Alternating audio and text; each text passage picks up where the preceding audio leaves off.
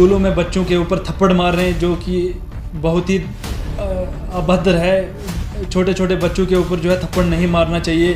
तो एक इतने बड़े संवैधानिक पद पर बैठा हुआ व्यक्ति इस प्रकार का प्रयोग कर रहा है, तो इन्हें रिजाइन कर देना चाहिए। अगर इनसे नहीं हो पा रहा है तो इन्हें विधायक और उपाध्यक्ष से रिजाइन कर देना चाहिए। बताएंगे, इन दिनों प्रदेश में पेट्रोल के दाम काफ़ी कम हुए, क्या लगता है जो भाजपा सरकार है वो पेट्रोल के दाम उन्होंने सच में कम किए हैं, गरीबों को राहत मिली है, या फिर पेट्रोल के दाम कम करने से कोई असर नहीं हुआ है? देखिए, पेट्रोल और डीजल के जो दाम हैं, कभी तो इनका रेट काफ़ी बढ़ जाता है, तो कभी जो है 1 पैसा 2 पैसे कम करते हैं और 5 रुपये बढ़ा देते हैं। तो इससे जो है गरीबों को कोई भी राहत नहीं है। आप रसोई गैस सिलेंडर की बात करें, उनके दाम जो है एकदम से बढ़ा दिए हैं। कच्चे तेलों की बात करें तो उनके भी दाम बढ़ा दिए, तो इससे जनता को कोई भी राहत नहीं है। क्या लगता है प्रदेश में जो महंगाई बढ़ रही है, इस महंगाई से जयराम सरकार रिपीट हो सकेगी? देखिए, पूरे हिमाचल प्रदेश की बात करूं तो माननीय मुख्यमंत्री श्री जयराम ठाकुर जी अपने बड़े बड़े भाषणों में भी कहते हैं कि इस बार जो है पूरे हिमाचल प्रदेश में भाजपा की सरकार रिपीट होगी। तो ये बिल्कुल असत्य है। इस बार हिमाचल प्रदेश में कांग्रेस की सरकार जो है बनेगी, और इस बार विधानसभा क्षेत्र चुराह से भी कांग्रेस का प्रत्याशी जीत कर के जाएगा। जो आपने कांग्रेस के प्रत्याशी जीतने की बात कही है, कांग्रेस में एकजुटता नहीं है, हर जगह जो है अलग अलग गुट बने हुए हैं।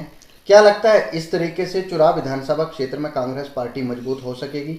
देखिए, विधानसभा क्षेत्र चुराह में कांग्रेस में कोई भी गुटबाजी नहीं है। मैं आपके माध्यम से कहना चाहता हूं कि कांग्रेस जो है एकत्रित है। कांग्रेस में कोई भी गुटबाजी नहीं है। जितने भी प्रत्याशी हैं, टिकट के जितने भी प्रत्याशी हैं, सभी एकत्रित होकर के इस बार जो है कांग्रेस के प्रत्याशी को जिता करके हिमाचल प्रदेश में भेजेंगे, और इस बार हिमाचल प्रदेश में कांग्रेस की सरकार बनेगी। चुनावों की बात करें तो लोकसभा के चुनाव हों या फिर विधानसभा के चुनाव हों, एनएसयूआई का अहम योगदान रहता है। इस बार विधानसभा चुनावों को लेकर एनएसयूआई की किस तरीके की तैयारियां चली हैं? देखिए, एनएसयूआई का रोल वैसा ही रहेगा जैसे हाईकमान तय करेगा।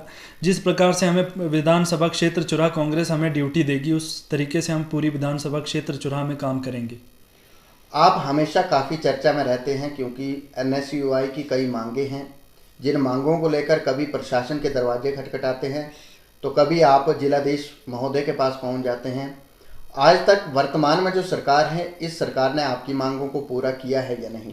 देखिए, विधानसभा क्षेत्र चुराह में एनएसयूआई कैंपस अध्यक्ष होने के नाते हमने जितने भी स्कूल हैं, महाविद्यालय तीसा है, तो इन स्कूलों में और कॉलेजों में आज तक स्टाफ एक कॉलेज में और एक स्कूल में भी पूरा नहीं हुआ है।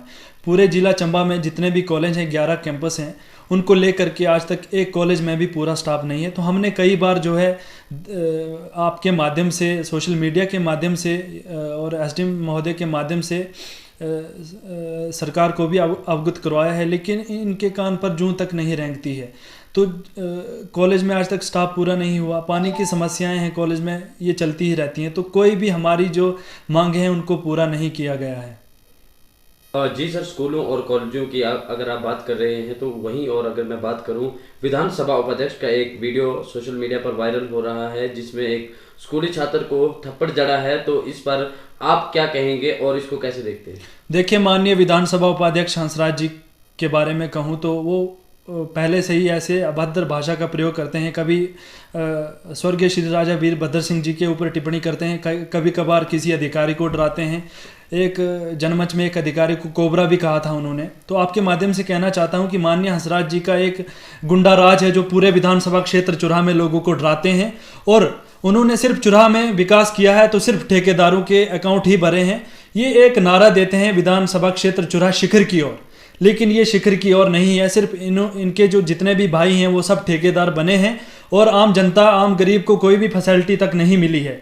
तो आपके माध्यम से माननीय उपाध्यक्ष जी को कहना चाहता हूं कि ये जो है ठेकेदारों को पालने वाली राजनीति मत करिए। और स्कूलों में जा करके आजकल उन्होंने एक ट्रेंड चलाया हुआ है जिसको बोलते हैं कि वोट बैंक तैयार कर रहे हैं। जो नए नए छात्र होते हैं, छोटे छोटे बच्चे होते हैं, उनको उनके स्कूलों में स्टाफ तो पूरा कर नहीं पाए, लेकिन आजकल जो है वर्दियां वितरित करने के लिए भी स्कूलों में खुद जा रहे हैं और स्कूलों में बच्चों के ऊपर थप्पड़ मार रहे हैं, जो कि बहुत ही अभद्र है। छोटे छोटे बच्चों के ऊपर जो है थप्पड़ नहीं मारना चाहिए। तो एक इतने बड़े संवैधानिक पद पर बैठा हुआ व्यक्ति इस प्रकार का प्रयोग कर रहा है, तो इन्हें रिजाइन कर देना चाहिए। अगर इनसे नहीं हो पा रहा है तो इन्हें विधायक और उपाध्यक्ष से रिजाइन कर देना चाहिए। इनके बस से बाहर है ये सब। के पिता का वीडियो भी सोशल मीडिया पर वायरल हो रहा है। वो सफाई दे रहे हैं कि विधानसभा उपाध्यक्ष मेरे भाई हैं, अगर मार भी दिया थप्पड़ तो क्या हुआ, मेरे बच्चे के वो चाचा हैं। देखिए, ये तो आपके माध्यम से कहना चाहता हूँ कि पूरी विधानसभा क्षेत्र चुराह की जनता समझती है कि माननीय विधानसभा उपाध्यक्ष ने कितना गुंडाराज फैला के रखा है। उसके पिता, जो मैं पर्सनली कहूँ, जहाँ तक मुझे आइडिया है, मैं खुद की बात करूं, जहां तक मुझे आइडिया है, तो माननीय विधानसभा उपाध्यक्ष हंसराज जी का एक गुंडा राज है पूरे विधानसभा क्षेत्र चुराह में।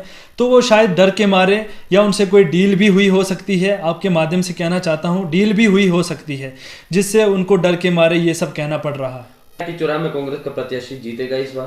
देखिए, जितने भी टिकटार्थी हैं विधानसभा क्षेत्र चुराह में, सभी एकत्रित हैं। लोग तो सोशल मीडिया पर कहते हैं कि ये जो है कांग्रेस में बड़ी गुटबाजी है।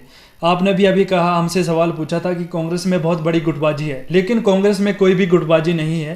कांग्रेस में सिर्फ एक ही जिसको भी टिकट मिलेगी वो सभी मिलजुल करके एक ही प्रत्याशी को जिता करके शिमला में भेजेंगे और वहां पर कांग्रेस की सरकार बनाएंगे जरूर इस बार।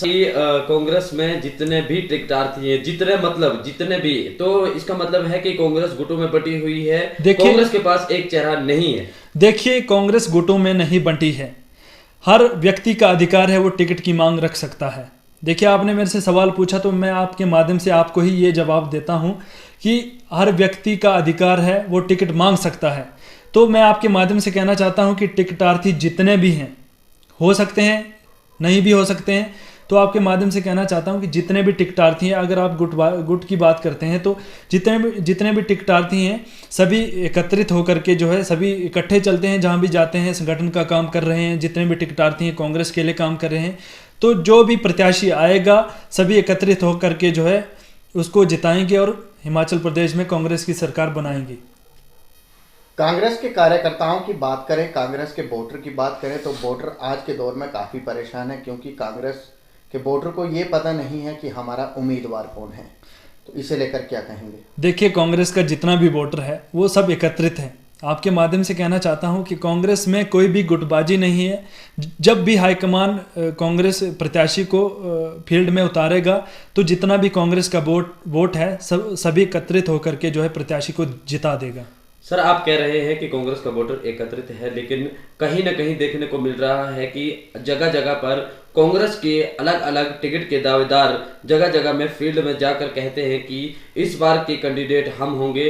तो इस पर आप क्या कहेंगे उन लोगों के लिए जो लोग इनको देखकर काफ़ी परेशान हैं? देखिए, ऐसा कुछ भी नहीं है। जितने भी टिकटार्थी हैं वो सब एकत्रित हैं। कोई भी ऐसा नहीं कह रहा है। हर व्यक्ति को ऐसा लगता है कि मुझे टिकट मिलेगी। संगठन में काम कर रहे हैं लोग, उनको एक विश्वास होता है कि मुझे भी मिलेगी। तो इस प्रकार से है, लेकिन सभी एकत्रित हैं।